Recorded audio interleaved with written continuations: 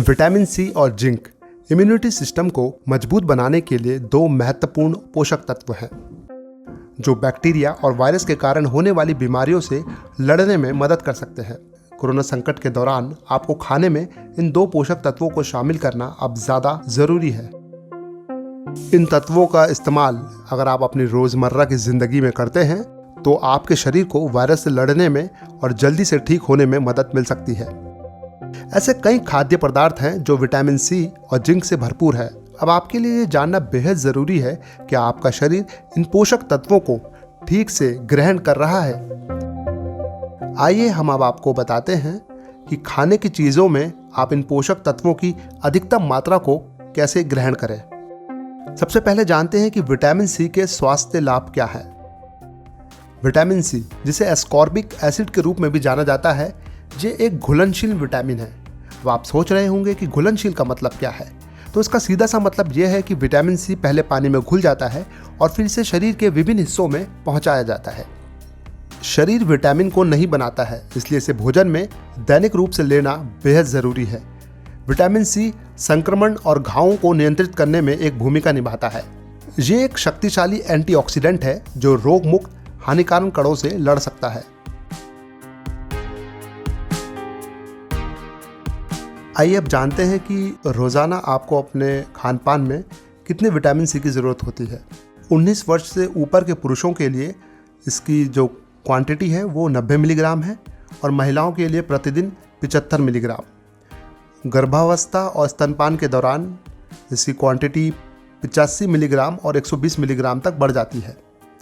यदि आप एक दिन में 2000 मिलीग्राम से अधिक विटामिन सी ले लेते हैं तो आपको गैस्ट्रोइंटेस्टाइनल और दस्त जैसी समस्याएं हो सकती है। आइए अब जानते हैं कि विटामिन सी लेने का सही तरीका क्या है। रिसर्च से पता चला है कि विटामिन सी को ग्रहण करने की शरीर की क्षमता 50% कम हो जाती है।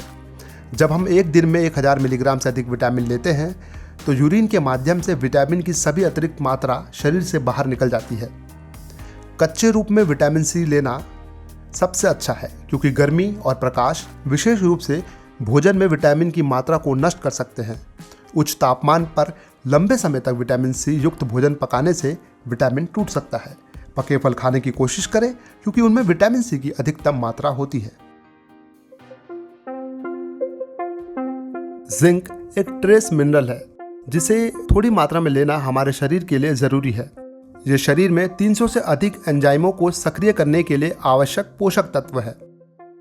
जिंक प्रमुख रूप से डीएनए निर्माण, कोशिका वृद्धि, प्रोटीन निर्माण, क्षतिग्रस्त ऊतक यानी डैमेज टिश्यू को ठीक करने और प्रतिरक्षा प्रणाली को मजबूत करने में मदद करता है। अब जानते हैं कि रोजाना कितने जिंक की जरूरत पड़ती है हमारे शरीर को। 19 वर्ष से ऊपर के पुरुषों को रोजाना 11 मिलीग्राम और महिलाओं को 8 मिलीग्राम जिंक चाहिए।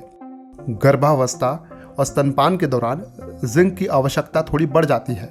गर्भावस्था और स्तनपान कराने वाली महिलाओं को 11 मिलीग्राम और 12 मिलीग्राम जिंक लेना चाहिए। अधिक मात्रा में अगर आप जिंक लेते हैं तो आपको बुखार, खांसी, पेट दर्द, थकान और कई अन्य समस्याएं हो सकती है। आइए अब जानते हैं जिंक लेने का सही तरीका क्या है। जिंक के लिए आप अपने खाने में मांस, सूरजमुखी के बीज, डार्क चॉकलेट को शामिल कर सकते हैं। हमारा शरीर पौधों के स्रोतों की तुलना में खाद्य पदार्थों के पशु स्रोतों से पोषक तत्वों को आसानी से ग्रहण करता है। इसके अलावा आप जिंक सप्लीमेंट भी ले सकते हैं। जिंक युक्त भोजन प्रोटीन के साथ लेना ज़्यादा फायदेमंद होता है। तो फिलहाल इस वीडियो में इतना ही। हेल्थ से जुड़े और वीडियोस को देखने के लिए आप हमारे YouTube चैनल को सब्सक्राइब करें और अगर आप ये वीडियो को Facebook पर देख रहे हैं तो हमारे पेज को लाइक और फॉलो करना ना भूलें।